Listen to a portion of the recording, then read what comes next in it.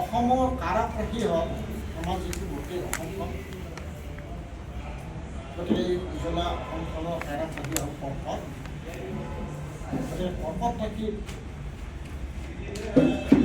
যে বৃহস্পতি বৰ্তমান জুলাইৰ পৰা পৰ্বত ৰাখি বৃহস্পতি অৱস্থান কৰা হিচাপে জুলাইৰ পিছত অসমৰ পৰিস্থিতি পৰিৱেশ গোটেইখিনিৰ কাৰণে এটা দেশত ক'বলগীয়া উন্নতি হ'ব। প্ৰাকৃতিক পৰিৱেশ এইখিনি সময়ত হয়তো এটা বিচ্যুতি হ'ব পাৰে, অৰ্থাৎ 2026 চনৰ জুন জুলাই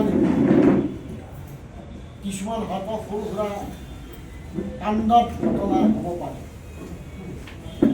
আৰু সেইকাৰণে কৈছোঁ যে জুনৰ পিছত 2026 চনৰ জুনৰ পিছত বিশেষ চিন্তাৰ বিষয়। বানপানী হ'ব নেকি?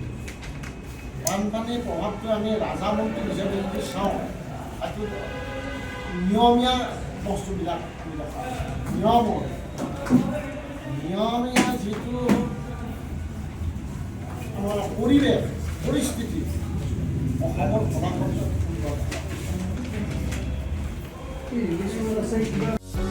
যিকোনো খবৰৰ বাবে যোগাযোগ কৰক আমাৰ এই নম্বৰত 9181 307 221।